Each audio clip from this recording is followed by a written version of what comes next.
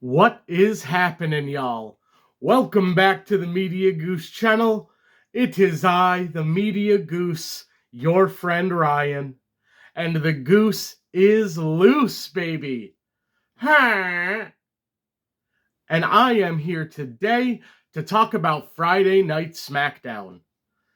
I am gonna open with the worst stuff on the show. I'm gonna start by talking about what might be the worst main event in WrestleMania history as far as the story heading in. Cody Rhodes versus Randy Orton. Although if you watched last night, you might think that it was Cody Rhodes versus Pat McAfee. Because Pat McAfee is now the star of this program. He's the person getting the most attention in a 20-year blood feud between Cody Rhodes and Randy Orton. In a feud that started in legacy. If that person on the phone had just been Shane McMahon, and then you found out Stephanie was involved as well, and then I would have Ted DiBiase Jr. show up on the Go Home show and attack Cody. So at that point, you have Randy, Stephanie, Shane, Ted DiBiase Jr., and I think at Mania, you'd have Braun Breaker show up and spear Cody to help Randy win. And boom, you have a new heel stable of Legacy. And Legacy would make sense for that group because it's Shane and Stephanie fighting for the legacy of their family from their monster father. But no, TKO got involved. And now, last week I clowned on people saying that this was getting too real, saying that wasn't a thing that could happen. I'm sorry. I was wrong. Kind of feels like Pat McAfee's like borderline exposing the business. Talking about ticket sales and CM Punk and how he cut a John Cena promo from the John Cena retirement tour talking about Punk being in all his own gear and stuff. Sorry, Pat, Cena said all of that in his heel promo from the turnbuckle. You're not saying anything original. Pat is shit. Pat was a nice commentator. He's not a lead. He's an ensemble member. He's not a lead character. And having him try to act tough with Cody when Cody was coming in the ring, cringy as hell. It sucked. It's the worst story in WWE right now by far. Pat McAfee doesn't have heat. He was saying things in his promo that he thought would get like big reactions, and they don't. None of this IWC stuff, something Pat actually said last night, ever gets over in a WWE arena. Sure, in AEW, where most of the fans are in tune with the internet wrestling side, that stuff might work. Not in WWE. It never goes over. The AEW references barely go over. And you're here talking about the IWC and all. And then at the end of the segment, Randy drags out Jelly Roll. The main event of WrestleMania between Cody Rhodes and Randy Orton is now being used to build a backlash match between Cody and Jelly Roll and Randy and Pat. That's what the main event of WrestleMania is being used for now. A vehicle to a backlash match with a fat celebrity and a stoned punter. I'm sorry, Jelly Roll can act all he wants. He should not be there. And to me, it's as bad as Pat. Because Pat at least has wrestled good matches. That's one thing that this story isn't referencing at all. Pat wrestled Adam Cole. Pat wrestled in a fucking War Games match. So now you have Jelly Roll stepping to him? A fat guy who and I'm a fat guy. But I also don't think I should be in the main event of WrestleMania. This is pathetic. When Kenny Omega said a few years ago, before you know it, it's going to be Jelly Roll versus Mr. Beast or Logan Paul versus Mr. Beast at Mania, I think he's right. This stuff is awful. Some of the worst stories I've ever seen told in professional wrestling. This is a shame. And I wouldn't be shocked if Triple H doesn't last much longer in creative because he quits. If this is going to happen every year. He was on the Cody Rhodes podcast talking about how he had to deal with Vince overstepping for that last year he was involved. And now TKO's doing it the first chance they get. All right. And that's all I'm going to talk about that match. I'm going to get into a SmackDown that I actually kind of enjoyed. Best show in a while, frankly. And now that the McAfee stuff is out of the way, let's talk about it. The show opened with Rhea Bloody Ripley, Mommy, calling out Jade, but she gets Io instead. Io talks about how Jade destroyed her last week and she wants a match. So she gets it. It's Jade and it's Io in the main event. Then we get Bayley versus Alexa Bliss. This was a lot of fun. Hometown Bayley. Bayley is one of the most respected wrestlers in any city she wrestles in, but the added hometown factor definitely added a lot to this match. It was a fun match. I like both wrestlers a lot. Alexa and Bayley.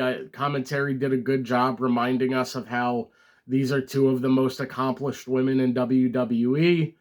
And Charlotte kind of gets involved on the outside. It was a little bit more Bayley getting distracted by Charlotte than Charlotte distracting Bayley. And Alexa gets the roll-up win because, of course, it's Bayley's hometown, so she can't get the win. That's an old Vinceism, so it was kind of surprising to see.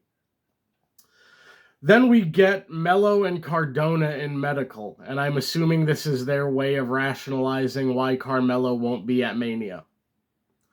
And Trick and Yachty pop up, and Yachty has a gingerbread shirt on. That was hilarious. I also just want to say, I don't think Little Yachty is one of these performers I'm mad at for showing up in WrestleMania season, because he's being a manager, and he's doing it pretty well. He, later, when him and Trick were in the ring with Sami, he did pretty good with the heel promo, or the babyface promo stuff, really.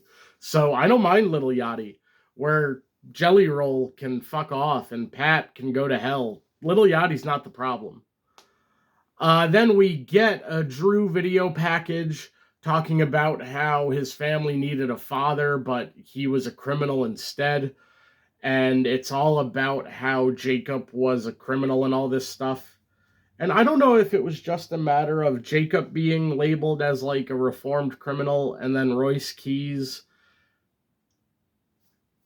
I don't know. I'm just getting to the point of like, maybe we don't have to talk about, because I also feel like it's never white characters that have that. And like, I understand from the vantage of, well, they're overcoming a lot to be here, talk about it. Yeah, but that can't be their story every week. And it shouldn't be every story they have.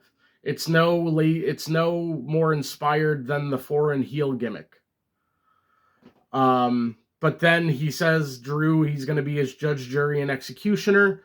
Jacob backstage. Solo and the MFTs walk up for some reason. And it's Tama and Jacob.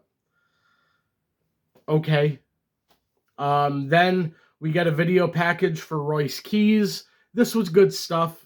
Like I said, I kind of starting to feel like maybe we don't have to constantly lean into the... He had such a... I don't know. It's his story. So if this is how he wants to tell it, I respect it. It was cool that they waited to debut him in like an area he's from. But let's get to the wrestling stuff now. I can respect that you've worked your ass off to be here. I respect rags to riches. My life has had a lot of trauma in it as well. But I want wrestlers to be able to tell different stories as well. Also, sorry if the lighting is crazy. I'm recording earlier than normal, so the sun is rising, and the lighting is just crazy in here. So then we get Berto from the Garzas versus Royce Keys. And this was a solid match. Did what it had to do. I almost think Berto didn't need to get as much. God. Hiccups. I almost think that Royce didn't need to give up as much as he did, but that's fine. I don't know why, but I'd like to see Royce Keys and Aleister Black. I feel like that could be fun. Aleister isn't directly doing anything right now, so maybe. Then all of that really awful stuff happens with Pat. It's awful. Go home Pat chants. He has go away heat.